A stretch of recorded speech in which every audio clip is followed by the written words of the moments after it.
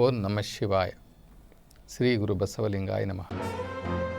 ಆತ್ಮ ಇದೆ ಎಂದು ನಂಬುವುದಾದರೂ ಹೇಗೆ? ಆತ್ಮ ಇದೆಯೋ ಇಲ್ವೋ ಅನ್ನುವಂಥದ್ದನ್ನು ನಂಬಿಸ್ಲಿಕ್ಕೆ ಯಾರ ಕೈಯಿಂದಲೂ ಸಾಧ್ಯ ಇಲ್ಲ. ಅದು ನಮ್ಮ ನಿರೀಕ್ಷೆಗೆ ನಿಲುಕದಂತಹ ವಿಚಾರ.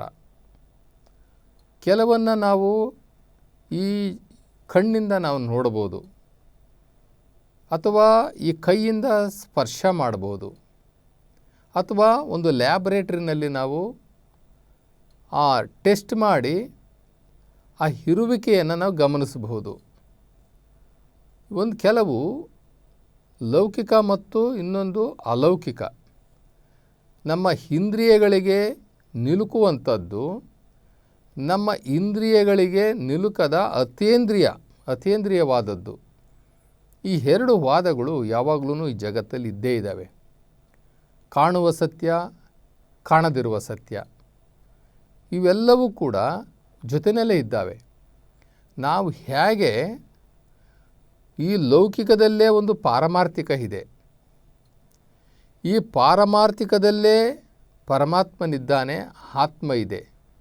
ಆದರೆ ನಾವು ಬೇರ್ಪಡಿಸಿ ನೋಡಿಕೊಳ್ಳುವಂತಹ ವಿಧಾನ ಅಥವಾ ವ್ಯವಧಾನಕ್ಕೆ ಹೋದಾಗ ನಮಗೆ ಗೊತ್ತಾಗುತ್ತೆ ಹೊರತು, ಅಥವಾ ಸಾಧನೆಗಳನ್ನು ಮಾಡುವುದರ ಮುಖಾಂತರ ನಾವು ಆತ್ಮ ಇದೆಯಾ ಇಲ್ವಾ, ಪರಮಾತ್ಮ ಇದ್ದಾನಾ ಇಲ್ವಾ, ಯಾರು ಪರಮಾತ್ಮ ಅಂದರೆ ಯಾರು, ನಿರಾಕಾರ ಶಿವ ಅಂದರೆ ಯಾರು, ಈ ಜಗತ್ತಿನಲ್ಲಿ ಇರುವುದು ಯಾವ ಶಕ್ತಿ, ಈ ಜಗತ್ತು ಯಾವ ಒಂದು ಶಕ್ತಿಯಿಂದ ರಚಿತವಾಗಿದೆ, ಈ ಜಗತ್ತಿನ ಈ ಬ್ರಹ್ಮಾಂಡದ ಒಡೆಯ ಯಾರು, ಯಾರು ಇದನ್ನು ಇಷ್ಟು ಚೆನ್ನಾಗಿ ಸೃಷ್ಟಿಸಿ ಪಾಲನೆ ಮಾಡ್ತಾ ಇದ್ದಾರೆ, ಈ ಜಗತ್ತನ್ನು ನಡೆಸ್ತಾ ಇದ್ದಾರೆ, ಇವೆಲ್ಲವನ್ನು ಕೂಡ ನಾವು ಅರಿತುಕೊಳ್ಳಬೇಕಾದರೆ ಅದಕ್ಕೊಂದಷ್ಟು ಪಾರಮಾರ್ಥಿಕ ಜ್ಞಾನ ಬೇಕೇ ಬೇಕು.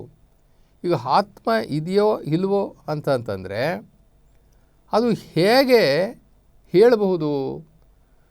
ನಾವಾದರೂ ಅಂದ್ಕೊಂಡಿರುವಂಥದ್ದು, ಒಂದು ತಾಯಿಯ ಹೊಟ್ಟೆಯಲ್ಲಿ 4 ತಿಂಗಳ ಒಂದು ಪಿಂಡ, ಗರ್ಭದಲ್ಲಿರ್ತಕ್ಕಂಥ ಪಿಂಡ, ಅದು ಆ ಗರ್ಭಾವಸ್ಥೆಯಲ್ಲಿದ್ದಂತಹ ಸಂದರ್ಭದಲ್ಲಿ ಆ ಪಿಂಡದಲ್ಲಿ ಒಂದು ಶಕ್ತಿ ಹೋಗಿ ಸೇರಿಕೊಳ್ಳುತ್ತೆ. ಅದಕ್ಕೆ ನಾವು ಆತ್ಮ ಅಂತ ಕರಿತೀವಿ.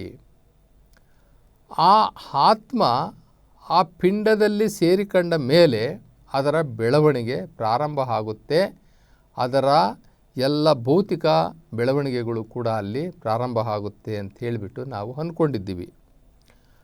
ಆ ಪಿಂಡ 9 ತಿಂಗಳು ತುಂಬಿ ಒಂದು ಮಗುವಿನ ಆಕಾರವನ್ನು ತಾಳಿ ಆ ಪಿಂಡ ಒಂದು ಚೈತನ್ಯದೊಂದಿಗೆ ಈ ಭೂಮಿಗೆ ಬರುತ್ತೆ. ಈ ಭೂಮಿಗೆ ಬಂದ ಮೇಲೆ ನಾವು ಆ ಮಗು ಹುಟ್ಟಿತು ಅಂತ ಹೇಳ್ತೀವಿ. ಮಗು ಹುಟ್ಟೋದ್ರ ಜೊತೆಗೆ ಅಲ್ಲಿ 2 ಚೈತನ್ಯಗಳಿದೆ. ಶಿವಚೈತನ್ಯ ಸ್ವರೂಪವಾಗಿರ್ತಕ್ಕಂಥ ಆತ್ಮ ಅದರೊಳಗಡೆ ಇದೆ. ಮೊದಲು ತಾಯಿ ಮತ್ತು ಮಗು 2 ಒಂದೇ ಆಗಿತ್ತು. ಜನನದ ನಂತರ ತಾಯಿ ಬೇರೆ ಆಯಿತು, ಮಗು ಬೇರೆ ಆಯಿತು. ಈ ತಾಯಿಯೂ ಕೂಡ ಒಂದು ಆತ್ಮಬಿಂದು, ಈ ಮಗುನೂ ಕೂಡ ಒಂದು ಆತ್ಮಬಿಂದು. ಹೀಗೆ ಗರ್ಭದಲ್ಲಿ ಇದ್ದಾಗ 2 ಆತ್ಮಗಳು ಜೊತೆಯಲ್ಲಿತ್ತು.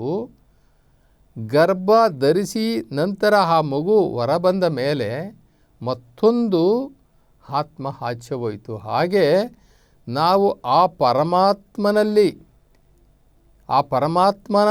ಆ ಜಗತ್ತಿನಲ್ಲಿ ಆ ಶಿವಲೋಕದಲ್ಲಿ ಇದ್ದಂತಹ ಒಂದು ಆತ್ಮ ನಿರ್ದಿಷ್ಟ ಕೆಲಸ ಕಾರ್ಯಗಳನ್ನು ಮಾಡಲಿಕ್ಕೆ ಈ ಭೂಮಿಗೆ ಬರುತ್ತೆ.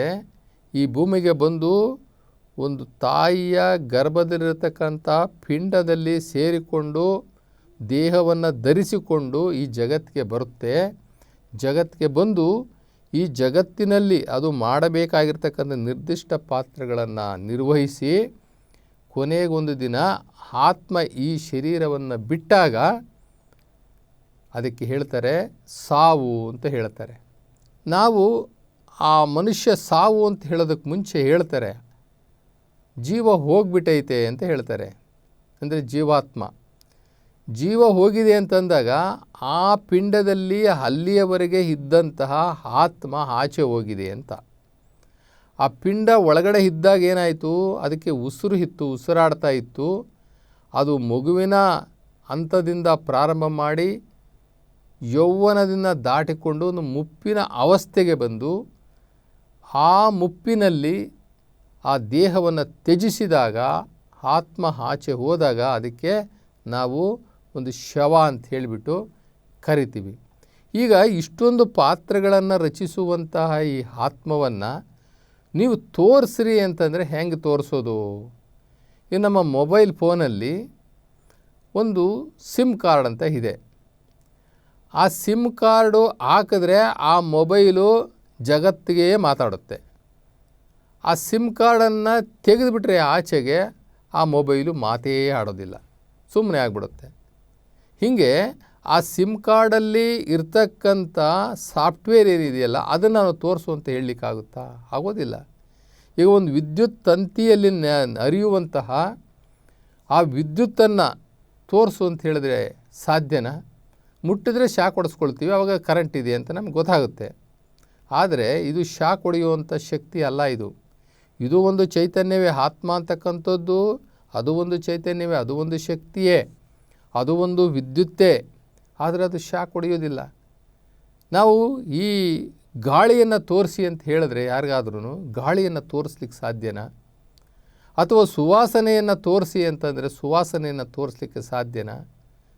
ಅಥವಾ ಸಿಹಿಯಲ್ಲಿರುವ ಆ ಸಕ್ಕರೆಯಲ್ಲಿರ್ತಕ್ಕಂಥ ಸಿಹಿಯನ್ನು ನೀವು ತೋರಿಸಿ ಅಂತಂದರೆ ತೋರಿಸ್ಲಿಕ್ಕಾಗುತ್ತಾ?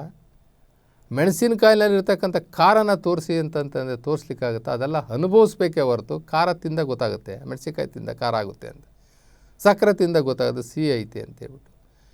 ಈ ಗಾಳಿ ಹರಿದಾಡುವಾಗ ಮೈ ಸೋಕಿದಾಗ ನಮಗೆ ಗೋಚರ ಆಗುತ್ತೆ ಇದು ಗಾಳಿ ಇದೆ ಅಂತ. ಅದು ಗಾಳಿ ನೋಡಲಿಕ್ಕಾಗೋದಿಲ್ಲ, ಆದರೆ ಸ್ಪರ್ಶದಿಂದ ನಮಗೆ ಗಾಳಿ ಇದೆ ಅಂತ ಹೇಳ್ಬಿಟ್ಟು ಗೊತ್ತಾಗುತ್ತೆ. ಸುವಾಸನೆ ನಮ್ಮ ಮೂಗಿಗೆ ಬಂದಾಗ ಇಲ್ಲೇನೋ ಒಳ್ಳೆ ಸುವಾಸನೆ ಇದೆ ಅಂತ ಗೊತ್ತಾಗುತ್ತೆ ಹೊರತು ಅದನ್ನು ನಾವು ನೋಡಲಿಕ್ಕೆ ಸಾಧ್ಯ ಇಲ್ಲ. ಹಾಗೆ ಆತ್ಮ ಮತ್ತು ಪರಮಾತ್ಮನನ್ನು ನಾವು ಈ ಬರಿ ಕಣ್ಣಿನಿಂದ ನೋಡಲಿಕ್ಕೆ ಆಗೋದಿಲ್ಲ. ಅದಕ್ಕೆ ಆದಂಥ ಮೂರನೇ ಕಣ್ಣು ಇದೆ.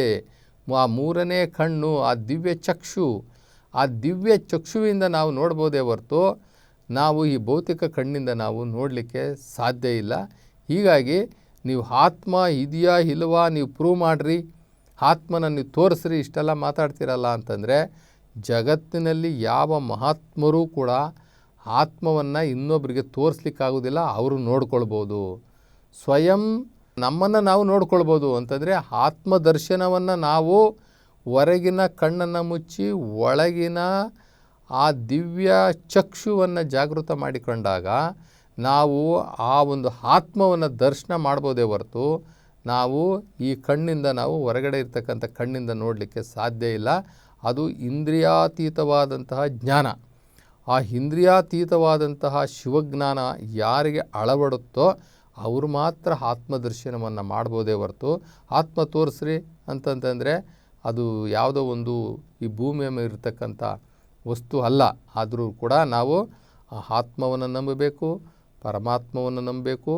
ಆತ್ಮ ಮತ್ತು ಪರಮಾತ್ಮ ಎರಡೇ ಸತ್ಯ ಈ ಜಗತ್ತಲ್ಲಿ. ಉಳಿದಿದ್ದೆಲ್ಲ ಒಂದಿನ ನಾಶ ಆಗುತ್ತೆ. ಉಳ್ಕೊಳ್ಳೋದು ಯಾವುದಪ್ಪ ಅಂತಂದರೆ ನಾವು ತೋರುವ ಈ ಚರಾಚರಗಳು ಎಲ್ಲವೂ ಕೂಡ ಒಂದಿನ ನಾಶ ಆಗಿರ್ತದೆ. ಆದರೆ ಉಳ್ಕೊಳ್ಳುವಂಥದ್ದು ಎರಡೇ ಎರಡು, ಆತ್ಮ ಮತ್ತು ಆ ಶಿವ, ಆ ಪರಮಾತ್ಮ ಇಬ್ಬರು ಮಾತ್ರನೇ ಇಲ್ಲಿ ಉಳ್ಕೊಂಡಿರ್ತಾರೆ. ಉಳಿದಿದ್ದೆಲ್ಲವೂ ಕೂಡ ಒಂದಿನ ನಾಶ ಆಗ್ತಾ ಇರ್ತದೆ. ಅದರಿಂದ ಆ ಪರಮ ಸತ್ಯ ಆಗಿರ್ತಕ್ಕಂಥ ಹಿಂದೆಯೂ ಇತ್ತು, ಈಗೂ ಇದೆ, ಮುಂದೆಯೂ ಇರ್ತಕ್ಕಂಥ ಆ ಪರ್ಮನೆಂಟು ಆಗಿರ್ತಕ್ಕಂಥ ಆ ಸತ್ಯವನ್ನು ನಾವು ಅಷ್ಟು ಸುಲಭನಾಗಿ ನೋಡಲಿಕ್ಕೆ ಸಾಧ್ಯವಿಲ್ಲ.